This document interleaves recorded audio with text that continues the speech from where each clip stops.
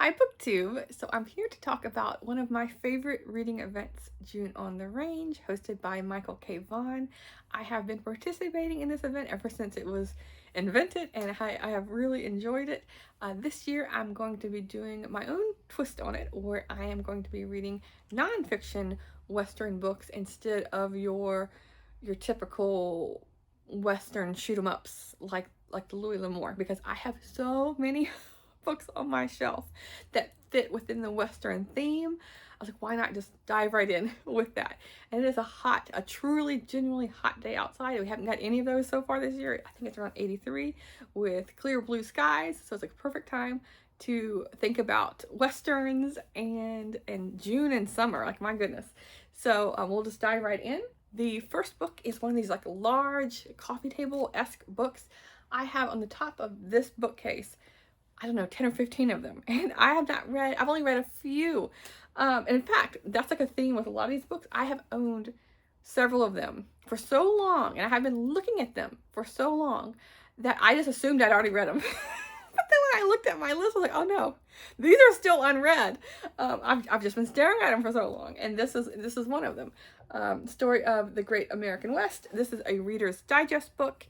And when I was looking at the information, it came out in 1977, and this edition is from 1987. But I don't mind the age; it's part of the charm. And I'm not sure if this has ever been read, because inside there's like the order forms and everything, and the book is in really good conditions considering how old it is. But it has tons and tons of artwork and pictures, along with lots of text. So this will be like a very like interactive kind of read, almost like a textbook, but in a fun way. So I am going to be reading this throughout the month, and then I have oh so many more to get to that are like this. And then, speaking of a series that I should have continued on with, I have let me see if you can. Well, it's above my head. So I have over here, I have books 1 through 6 of this series, this Covered Wagon Women series, and this is book 3. So I read book 1 and 2, and I got this series, I want to say 2 years ago, and these are not that big, and there's like tons of notes, I feel like, in the back, and so it has pretty large font. So what's wrong with me? I don't know. But this is the Diaries and Letters from the Western Trails, and this is the year 1851. So some of them go through a span of years, and I guess this one is just 1 year, because like I feel like during the yes, from 1950 to 1954, they're all like very, I guess, like popular years to go through the Western Trails. So yeah, this is edited and compiled by Kenneth Holmes with an introduction by Susan Armitage. And it's all part of these like Bison Books publisher. And I have quite a few. I feel like even on my TBR right now that are from Bison Books. I feel like they're like one of my like favorite publishers, unbeknownst to me, because when I was pulling books off my shelf, I have so many Western books or Western themed books, that I was able to pull one from every single one of my nonfiction shelves. And I was seeing Bison Books pop up quite a bit. So yeah, looking forward to getting this one, and then I can move on with book 4 and book 5 and book 6. I think there's like 12 or 13 or 14 books in the series, and I would like to have them all. But I need to read them first. I need to get through the ones I own before I buy any more of them. Okay, and then we have Wagon Wheel Kitchens. This is a recent acquisition of mine by Jacqueline Williams, and it says Food on the Oregon Trail. And so I thought this would be like kind of fascinating to read. I read a number of years ago one that talked about the Civil War food, because you hear about the hardtack and like these like dry crumbly biscuits and different things, and like how they especially like Sherman's march, how they were just like raiding the farms and all that. So I was just like curious, and so I'm equally curious about the Western Trail food, and like what did they, because it's kind of like making me think of Larry McMurtry's Lonesome Dove, where there is a wagon that's following along with the group, and then like the cook is picking things up off the ground, different herbs and whatnot, and bugs. I think grasshoppers was one of them, where they're just like trying to find ways of making some kind of interesting food. And so I wonder what this has to say. Is there any pictures or anything? There is some. I just flipped through one of them, but it does include pictures of the different equipment. So this is a 10 bird roaster. Okay. I guess that's why it's so tall. But yeah, I mean, something like this I've never seen before in my life. A tar bucket. Yes, I need to learn. I need to learn what's going on. And so yeah, there's this one. Then we have Dream Chasers of the West by B.L. Wetstein, a homestead family of Glacier Park. I have quite a few, and I have read many books like this, like frontier, pioneer memoirs or diary collections of a specific family or specific person going out and starting their own journey, and just like a family. And so this is starts in 1913. Unmarried and alone at the age of 30, Clara has left Minnesota to go to Montana and homestead by herself for the free land. And she's impervious to the dangers that await her. And so she has settled on the border of the Glacier National Park. And so stories like these, I can read a dozen of them. And so here is the author, and then that is her homestead. And this is by River Bend Publishing. Okay. Then this is the only one I have for my fiction shelves that fit within the Western theme. Another recent purchase or little free library find of mine. I want to say it was Little Free Library. The Cascade Ghost by Lou Cameron. This is an author I've never heard of before, but the Cascade name caught my attention because I live 45 minutes away from the Cascade Mountains. And so I have not done it near as much exploring as I would like to do. But this looks like a fun, the cover itself looks like lots of fun. This came out in June 1978. Okay. It says Stranger in a Savage Land, and it just says he. What is his name? It just saying he. Well, whatever his name is, the guy in this book, the main character, he is moving from England and going to the raw town of Bitter Falls. I don't know where Bitter Falls. Oh yeah, Bitter Falls is Oregon or Washington. Has to be. I was gonna say Montana, but yeah, Oregon or Washington. And then the woman, it doesn't say where she's coming in, but I'm sure he's gonna meet her along the way or at this town, this western town. So yes, it's that one. We'll see how. Is there cowboys in here? I don't know. And then we have, I was just thinking cowboys, so thinking of like the traditional Western books that's going on for this event. But then we have Home Below Hell's Canyon by Grace Jordan. This is another Bison Books. And this is taking place during the Great Depression in the early 1930s. The Jordan family, with his 3 children, moved to a sheep ranch along the Snake River, just below Hell's Canyon, on the deepest scratch on the face of the North America. Hell's Canyon is in Oregon. I'm in like the Portland area, so like I'm on like this corner, but then Hell's Canyon is on the other corner, and it's like 6-7 hours away. I know I've heard that it's deeper than the Grand Canyon. I've been to the Grand Canyon a couple of times. Never been to Hell's Canyon, but I know it's like really hard. Really, it's not just far away from me, but it's like a rough terrain to get there. But I'd be interesting to check it out. Is there any pictures in here? No, just what's on the cover. But we'll see how this family makes out.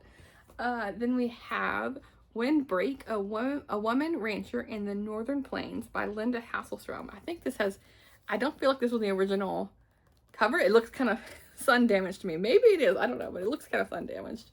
And I have read several books from this author, and she lives outside of Rapid City, South Dakota, on a generational farming ranch. And I think this is one of her first books, if not the very first book she wrote. I might be misremembering, but all of her books are either like anthologies of essay writings or they're memoirs. At least those are the ones I've read so far. And so this is more in the memoir category.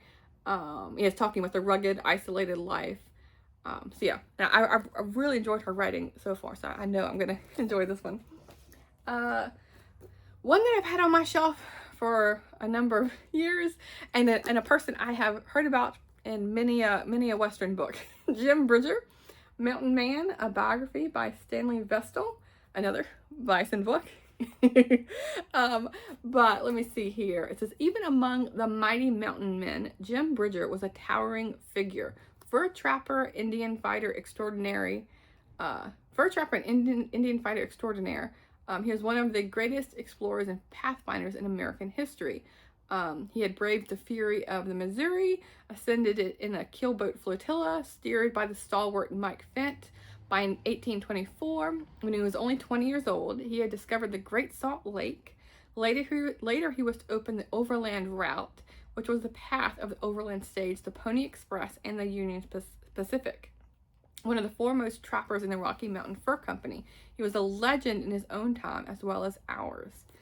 So yeah, he's like a huge figure in the western stage of just like I was saying, the Overland Trail, the not the Overland, but also the Oregon Trail, all of that. And so his name is constantly popping up. So I would like to know more about him.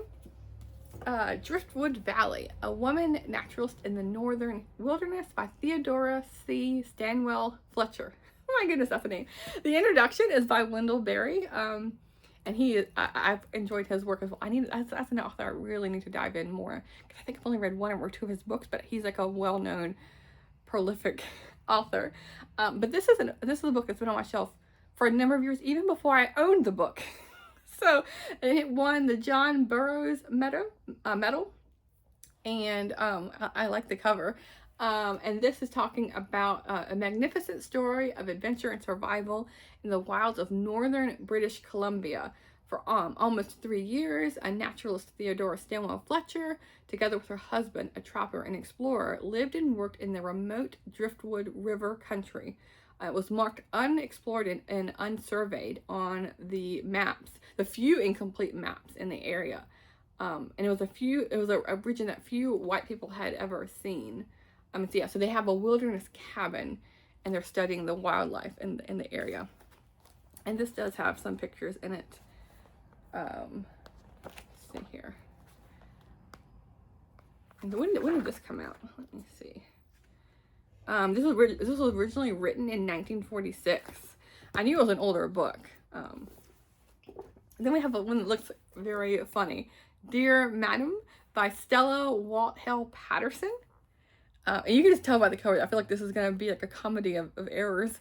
It says, the refreshing adventures of a woman who at the age of 80 found a new life in the wilds of I should know how to say this because this is an area in Oregon, the Siskiyou Mountains near Happy Camp, California. Happy Camp, I actually knew someone that was born and raised near Happy Camp, and I had never heard about it before. It's like a very remote mountainous area, way up in the north part of California. So yeah, looking forward to see. And 80 years old. Like I remember when I picked this up, the cover caught me, but then when I found out she was 80 years old, like moving by herself, like that's intriguing. Let's see, just a few more because I not only picked one book from each of my shelves here, but sometimes I pick two. I couldn't help myself. Wyoming Summer by Mary O'Hara. I love this cover. What is this one about? It says, Mary O'Hara revisits the ranch where Flicka was born, writing of real people and events, the material on which my friend Flicka, Thunderhead, and Green Grass of Wyoming was based. So she lived here for 10 years on the Goose Bar Ranch in Wyoming, and she drew from her ranch life to write those books. And I read those as a kid, I feel like. I wasn't a big horse person, but I remember, they were like prolific, they were everywhere. So I have read them, but I don't, even her name didn't jar in my, I wasn't able to connect the dots. But I even as an adult, I know of my friend Flicka, so I hope to enjoy this one. Then we have My Homes in Montana by Corrine Bratt. I got this for $1.50 supposedly, and here is the author on the back. And let's see, this is drama, danger, delight, and disappointment draws the reader into an era of a way of life that is nearly unknowable, except for the hardy few who still stake their claim to the prairies of Montana.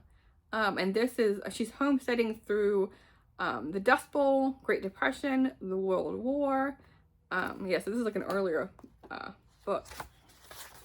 This came out, does it give me any dates? No, it doesn't. Okay, I wonder if it's like a self-print, because like just looking at it, it doesn't, the copyright information is just that. Like, okay. Oh, and the font's really big. So maybe this is self-published. But yeah. Then we have Mary Clearman Blue, All But the Waltz. Essays on a Montana Family. I have read from this author, and I wanted to read more from her. So I immediately bought this book. And it's been languishing on my shelf for like a couple of years now. Like, my goodness. But I'm really liking her voice. But this is an essay collection. I thought it would be good to sprinkle in some essays in like my daily reading, along with the big coffee table book. I think would be good. So there's that one, and then the very last one is sorry. I like all this dust. These books have been sitting there so long, they're quite dusty. The Diary of a 49er, edited by Chauncey L. Canfield. I feel like this might have been on my TBR last year. It's been on some TBR in sometime recently. But this is a Turtle Point press. Okay, but yeah, I like the cover. I like how it has. I like wraparound covers. But yeah, Diary of a 49er. So it's like the gold mining in California. I used to live in a gold mining town with tons of history on that. So it'll be nice to revisit that kind of area. And this is talking about the Yuba, Sierra, and Nevada counties. There's an old map of that. And yeah, so like this is kind of like this one. Like, I feel like this one for sure I've heard so much about, but something like this, like a book just dedicated to something like this would be interesting. So yes, those are the books I plan to read for June on the Range.